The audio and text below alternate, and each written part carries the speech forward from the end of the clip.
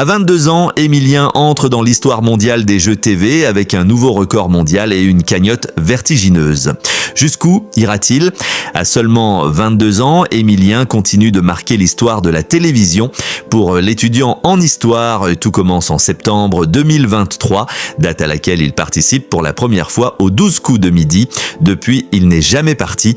Au fil des jours, des semaines, des mois et maintenant des années, Émilien impressionne encore et encore. Il a bien eu des moments de doute, oui, mais visiblement rien ne semble l'arrêter. Dimanche 18 mai, il a d'ailleurs battu un nouveau record et cette fois-ci, il dépasse les frontières puisqu'il s'agit d'un record non de France ni d'Europe, mais bel et bien du monde. Quel record du monde Émilien a-t-il battu? Cela fait plus d'un an et demi qu'Émilien fait partie du quotidien des Français. Il y a quelques mois, l'étudiant en histoire avait établi un premier record, celui de devenir le premier Français à être multimillionnaire grâce à un jeu télévisé en France. Le dimanche 2 février, sa cagnotte avait en effet dépassé les 2 millions d'euros.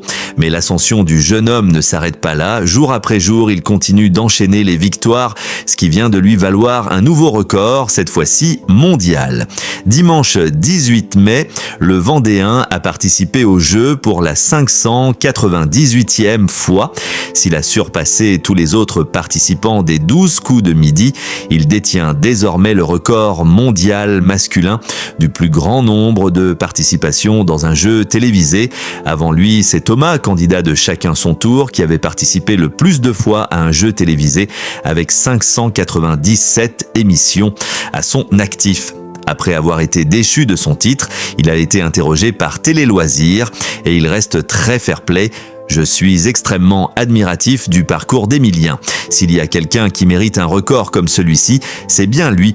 Je trouve son aventure absolument extraordinaire. Concernant le record du monde, il est détenu par Léana, également candidate du jeu de France 2.